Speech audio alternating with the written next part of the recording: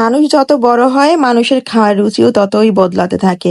কারণ দুনিয়াতে কত রকম সমস্যা, কত রকম অসুখ বিসুখে মুখের টেস্ট আলাদা না চাইলেও করে ফেলতে হয়। আসসালামু আলাইকুম, কেমন আছেন সবাই? আশা করি সবাই খুব ভালো আছেন।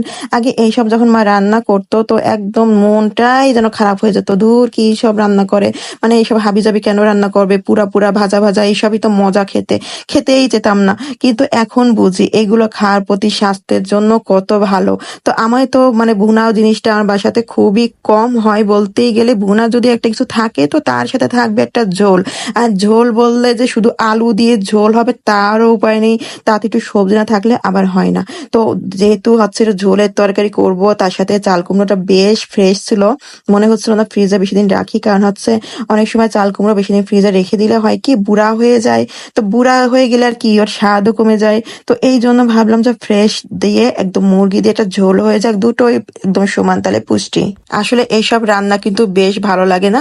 একদম চাল কুমড়ো দিয়ে হোক, লাউ দিয়ে হোক, মানে এই মুরগি রান্না কিন্তু ভীষণ মজা লাগে। আর এখন তো মূলোর সিজন চলে আসছে, মূলা দিয়ে গরু মাংস একদিন রান্না করব ভাবছি, লাল লাল ঝোল ঝোল করে।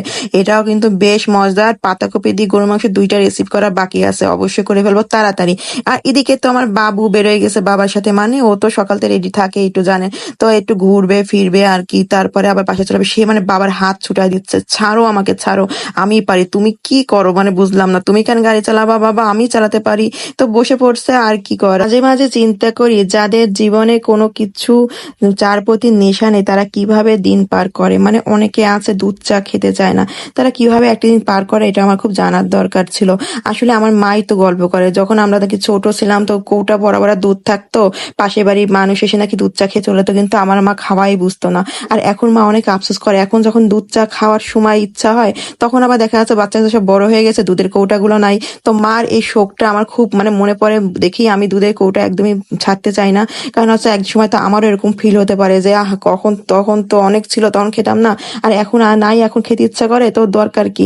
এখন অনেক সমস্যা হবে বলে উচ্চা খাওয়ার জন্য বাদ, কিন্তু তারপরও তার মনে তো ওই আক্ষেপটা থেকেই গেছে না, যখন ছিল তখন সে খায়নি আর এখন আছে এখন সে খেতে পারে না। তো এই হলো অবস্থা। আসলে আমার মনে হয় যেন যতটুকু মানুষের শরীর ততটুকু মানুষের খাওয়া উচিত।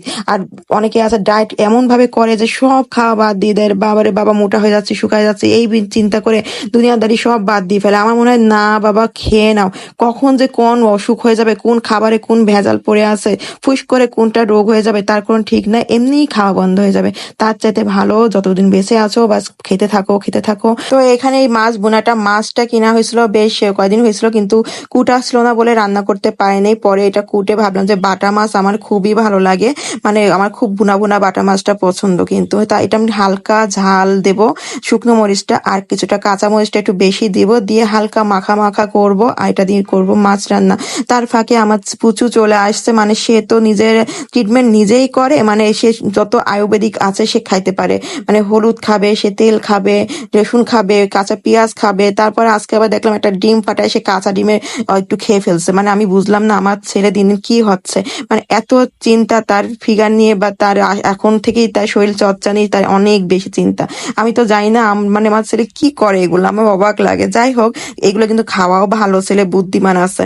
তো এইদিকে আমার মাছ ভুনাটাও বেশ হয়ে গেছে, আর এদিকে আমি একটু দিয়ে দিলাম ধনিয়া পাতা।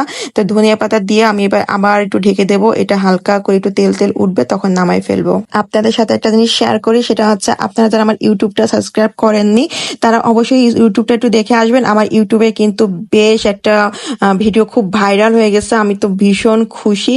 তো আপনারা ওই ভিডিওর একটা শর্ট রিল অবশ্যই দেখবেন আমার বিরিয়ানির একটা রেসিপি। তো কেমন লাগলো দেখে অবশ্যই বলবো। সব ভালো থাকবেন, আল্লাহ হাফেজ।